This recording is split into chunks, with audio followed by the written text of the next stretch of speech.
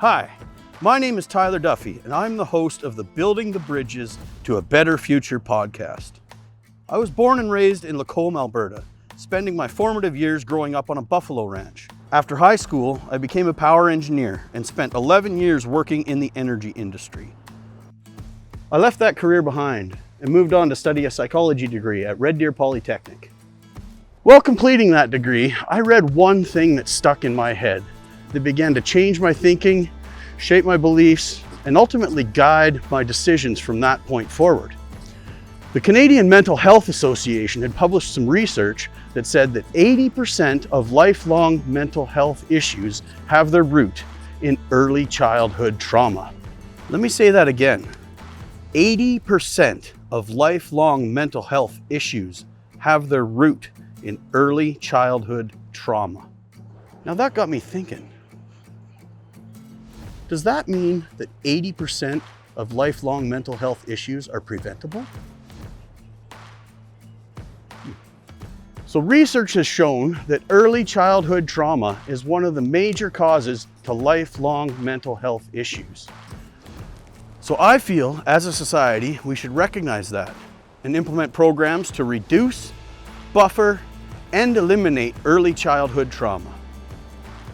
Otherwise, we will never be taking a preventative approach to mental health issues.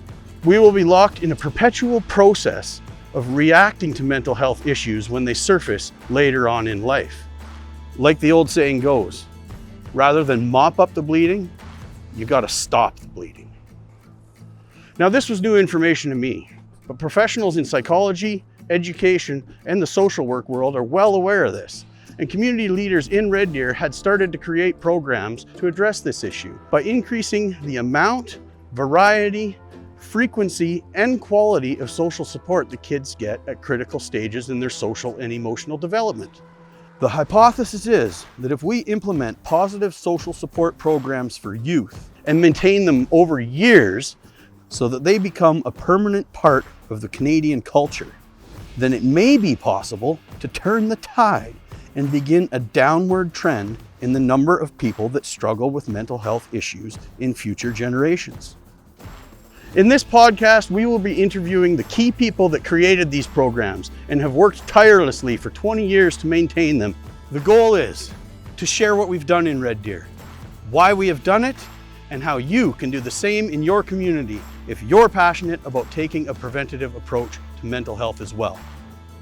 Come and check it out as we begin to build the bridges to create a better future.